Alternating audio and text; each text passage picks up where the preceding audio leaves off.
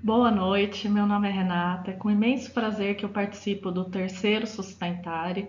Eu que vi nascer esse evento quando eu ainda era aluna da sustentabilidade da PUC Campinas, participei do primeiro, ajudando aí na organização e também na apresentação de trabalho.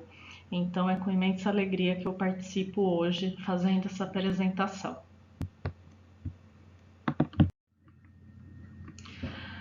O trabalho que eu apresento agora diz respeito ao estudo de impacto de vizinhança como um instrumento urbanístico.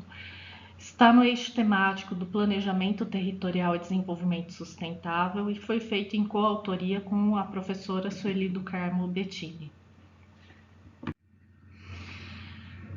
Bom, então, o que foi feito nesse trabalho? Nós analisamos os impactos da não utilização do estudo de impacto de vizinhança, este que é um instrumento urbanístico introduzido expressamente no Estatuto da Cidade, que é a Lei 10.257, de 10 de julho de 2001.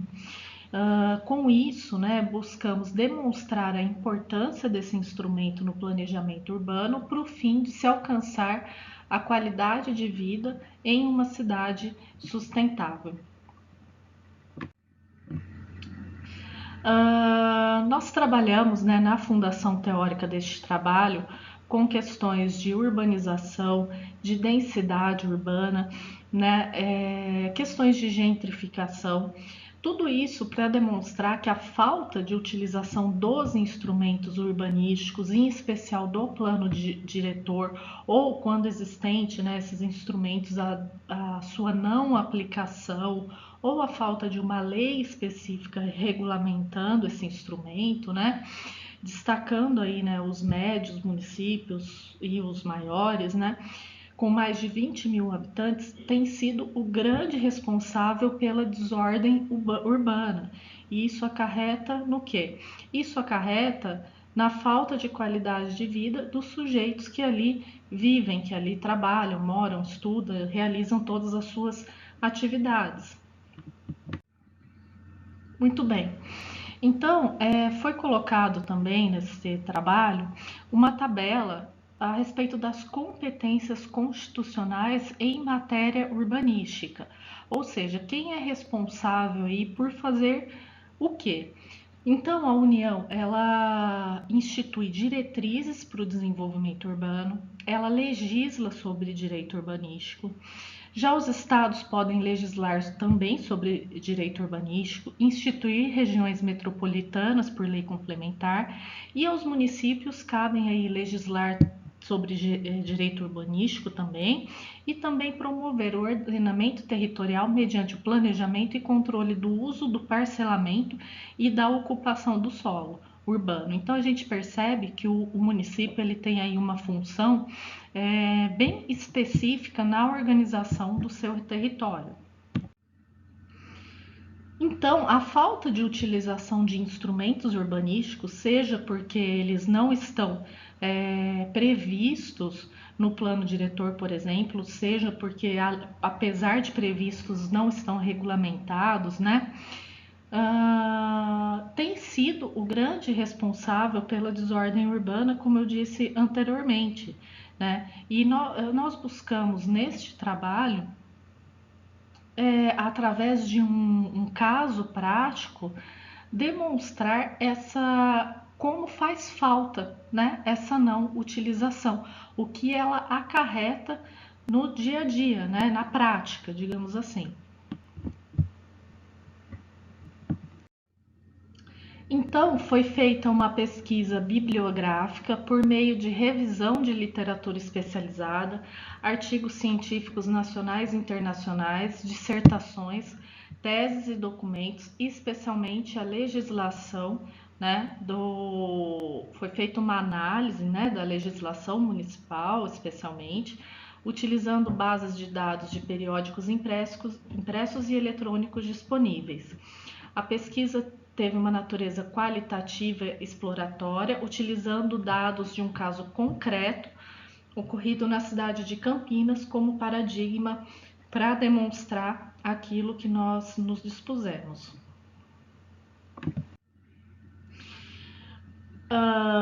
Cabe destacar aqui os incisos do artigo 37 do Estatuto da Cidade, que fazem uma relação, né, aos efeitos positivos e negativos do empreendimento ou atividade, devendo, no mínimo, serem analisadas as seguintes questões. Então, a questão do adensamento populacional, dos equipamentos urbanos e comunitários existentes na região, o uso e ocupação do solo, a valorização imobiliária, a geração de tráfego e demanda por transporte público, a questão da ventilação e iluminação e paisagem urbana e patrimônio natural e cultural. Então foi colocado aqui no campo resultados, primeiramente uma foto do empreendimento Aqua Galeria Campinas, empreendimento esse construído sem que previamente tenha sido feito o estudo de impacto de vizinhança. Esse empreendimento fica aqui na cidade de Campinas, estado de São Paulo, próximo às margens da rodovia Dom Pedro, e a gente pode ver que ele foi construído aí próximo ao Ribeirão Anhumas e próximo a diversas áreas verdes. Esse empreendimento sofreu embargos, né, e inclusive foi objeto de uma ação civil pública na Segunda Vara Civil de Campinas. Ele teve suas obras paralisadas e só pôde ser continuado depois que realizado um TAC, um termo de ajustamento de conduta, entre a Prefeitura Municipal de Campinas e o incorporador, em que foram ajustadas diversas obras para minimizar os impactos causados. Observando que o estudo de impacto de vizinhança ele não foi feito porque na época de construção desse condomínio, ele estava ainda sob a égide do plano diretor anterior, e nesse plano diretor anterior, muito embora ele previsse o estudo de impacto de vizinhança, não foi feita a lei regulamentadora dessa matéria. Então, o empreendimento foi construído, como eu estava dizendo, aprovado e comercializado sem a ocorrência desse estudo. Então, gerou aí, né, toda essa questão da ação civil pública e do TAC, e muito provavelmente, né, as obras continuaram e não foram paralisadas e demolidas, porque o impacto seria muito maior, né, do que ajustar algumas condutas aí por parte do incorporador. Então, o que a gente pode perceber? Que há um nítido descompasso entre a legislação e a realidade.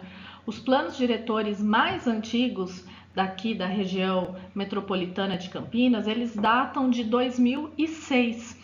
E em 15 anos, né, até agora, certamente muitas alterações ocorreram na configuração desses municípios e nas necessidades da população, né? Então, essa demora na atualização desses planos, eles não funcionam quando a gente fala em direito urbanístico, quando a gente trabalha, né, a temática do planejamento urbano.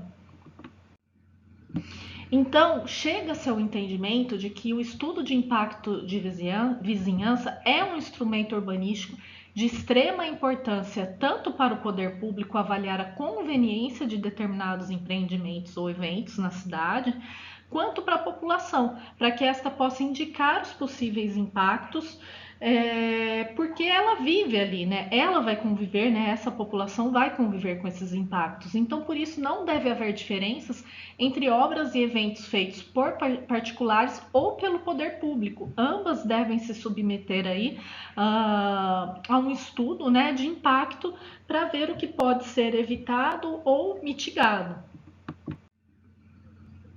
Então, o instrumento de estudo de impacto de vizinhança é um instrumento capaz de assegurar medidas mitigadoras no impacto, como eu acabei de dizer, de utilizar os interesses privados dos empreendedores e organizadores a favor do desenvolvimento da cidade e da região metropolitana, especialmente em busca da sustentabilidade das cidades.